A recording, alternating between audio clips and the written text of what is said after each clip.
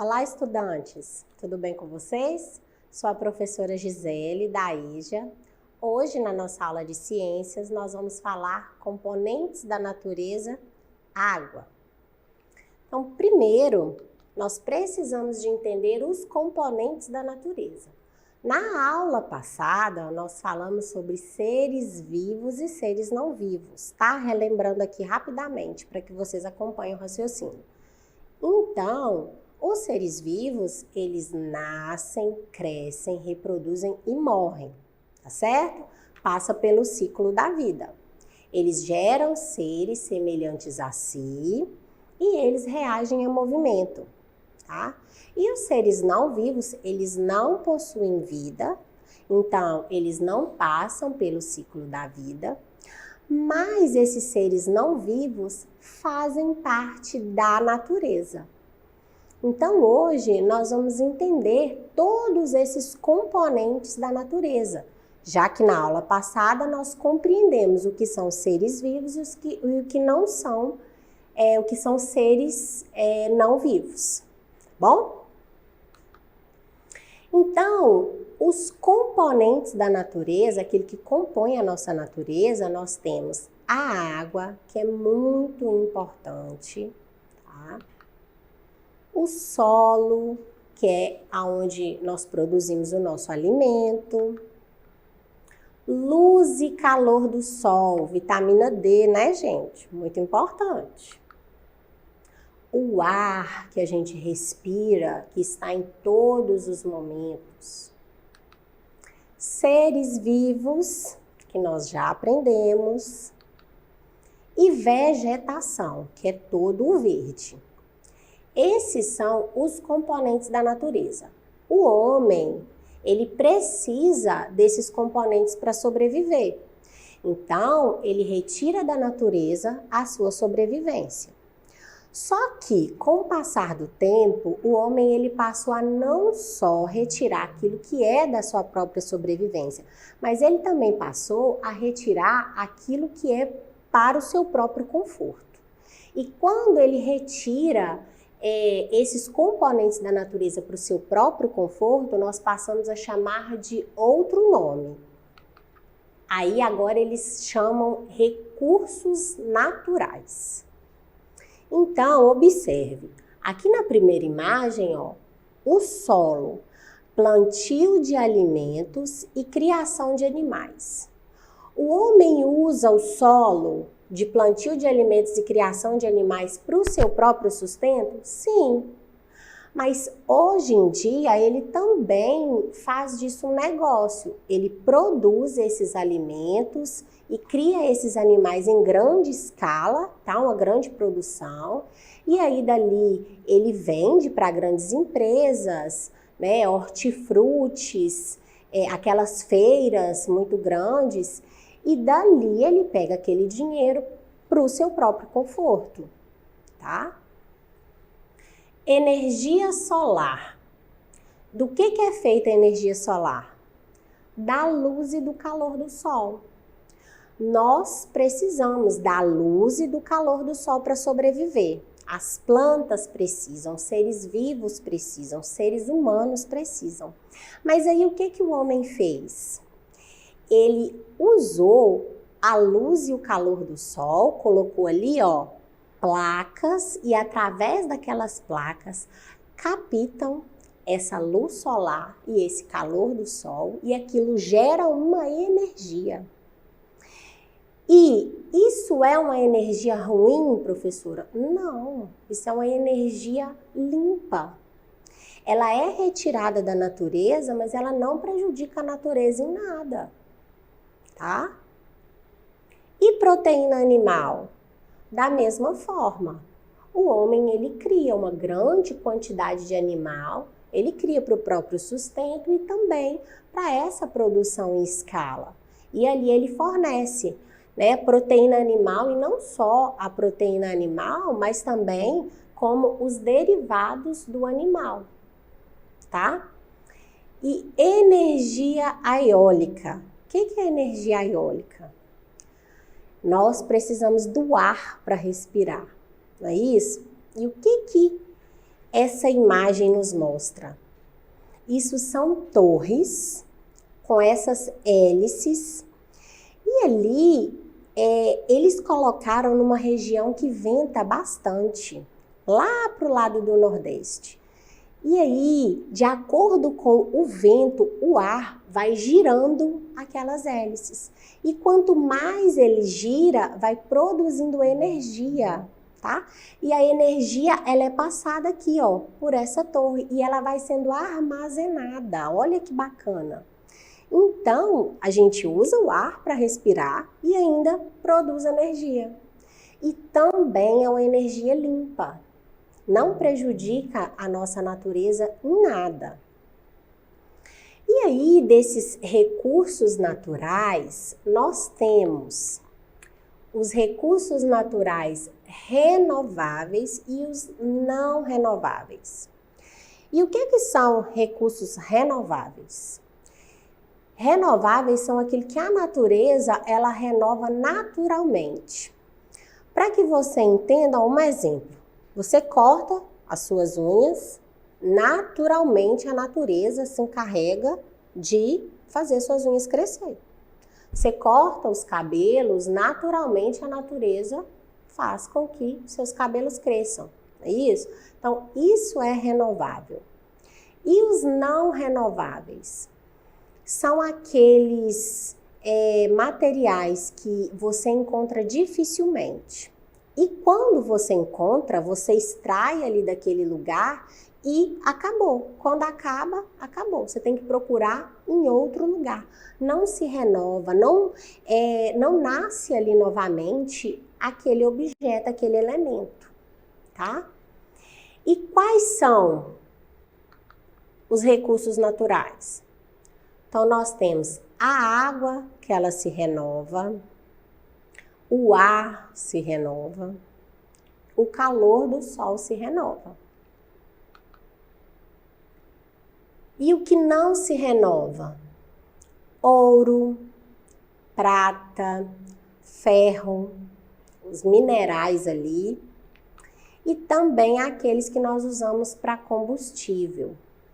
Petróleo, carvão e gás mineral. Então tá bom. Então significa que aquilo que é renovável eu posso gastar à vontade, porque a natureza vai renovando, não é? Mas não é assim. Você tem que cuidar. Você tem que cuidar das nascentes das águas, você tem que cuidar da poluição do ar, você tem que cuidar ali da luz, do sol, da natureza como em si, tá? Nós devemos fazer consumos conscientes daquilo que a natureza nos fornece. E aí, hoje nós vamos falar mais um pouquinho de um recurso natural muito importante na nossa vida, que é a água. Nós sabemos que o planeta Terra, ele é muito mais água do que terra, tá bom? E aonde que é encontrado essa água? Ela é encontrada em rios, mares, oceanos, lagoas, cachoeiras e outros. E tipos de águas? Nós temos a água potável, que é aquela que passa pela estação de tratamento da sua cidade, né? Vem encanada ali e quando você abre a torneira, sai a água ali. Aquilo ali é água potável. Água mineral, que é retirada das nascentes naturais. Água doce, que vem dos rios, que geralmente são dos rios que são captados as águas para passar pela estação de tratamento e fazer com que ela vire potável. A água salgada, que é retirada do mar, né? Mineiro ama o mar, ama a água salgada. Água termal, que é aquela que é retirada, ela vem do subterrâneo. Então, ela vem do subterrâneo e ela já vem aquecida. Então, essa é a água termal. E tem também a água contaminada ou poluída, que é aquela que o próprio ser humano contamina. E aí, essa água, ela passa por 3 estados físicos. diante de nós e nós não percebemos, mas hoje a gente vai aprender sobre isso. Estado sólido, lá nas geleiras, ó, nós valadarenses não encontramos isso não, né? Nem aqui, brasileiro não encontra aqui no Brasil não. Mas olha para você ver, em outros países se encontram. Rios e mares, encontra-se a água em estado líquido.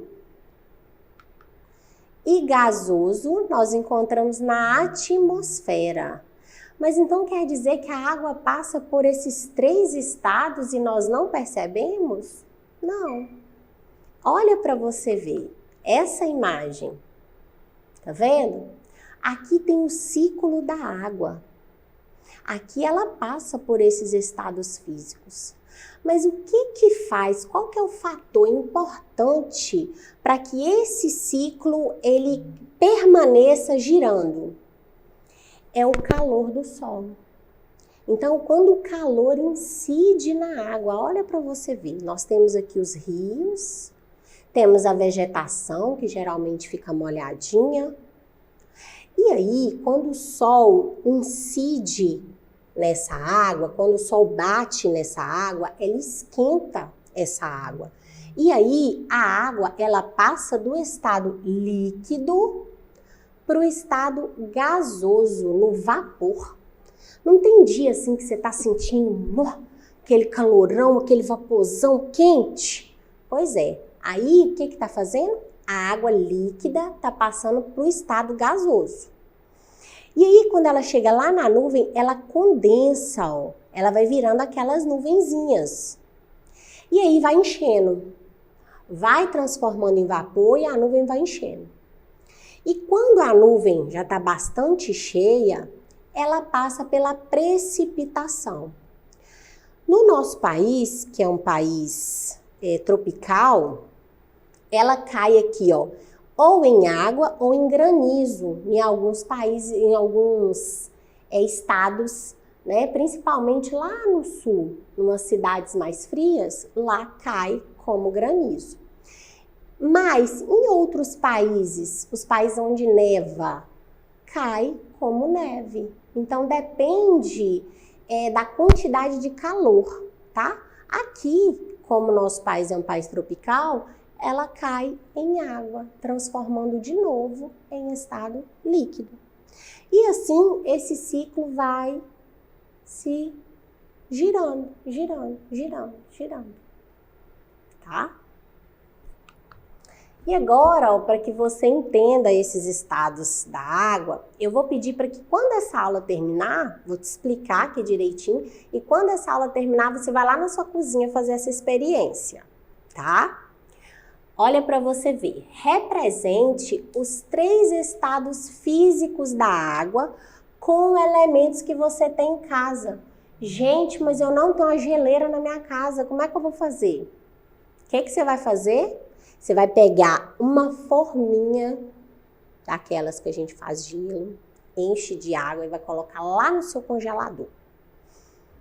Amanhã, você vai lá no congelador e dá uma olhada para mim. O que a água fez? Ela passou para o estado sólido. Olha para você ver. E o que faz a água mudar de estado? Não é a incidência de calor ou de falta de calor? Então aqui, ó, não teve calor, faltou calor. Então a água passou do estado líquido para o estado sólido. E se eu quiser que esse estado sólido passe para o estado líquido?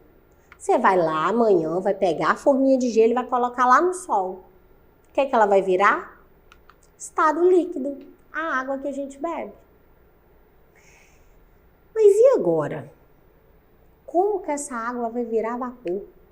O que a gente vai fazer? Nós vamos ir lá no fogão, coloca a água dentro da vasilha, dentro da chaleira e liga. Então, quando incidir o calor, professora, mas não era calor do sol? Não, é calor. O ciclo da água, ele gera porque o sol é a nossa grande incidência de calor. Mas quando você incide um calor aqui também na água líquida, a água ali do copo que você bebe, o que ela faz? Ela ferve. Já aconteceu aí com alguma dona de casa, né? Porque assim, comigo já aconteceu. Sei lá, colocar o café para fazer, encher o canecão de água e aí você esquecer. Quando você voltou lá, daquele tanto de água que você tinha, a água não ficou quase nada. Gente, mas para onde foi parar essa água? A água passou do estado líquido para o estado gasoso. Tá bom? Agora, né, como eu combinei com você no início da atividade, você vai lá e vai fazer essa experiência, tá bom? E depois você vai entrar em contato com a sua professora aí, e vai descrever aí para ela todas essas experiências que você teve com a nossa aula, ok? E para acessar as nossas atividades na plataforma SMED, aponte a câmera do seu celular na imagem que aparece no canto da tela. Se inscreva em nosso canal do YouTube e acesse as nossas redes sociais SMED GV. Até a próxima aula, espero que vocês tenham gostado.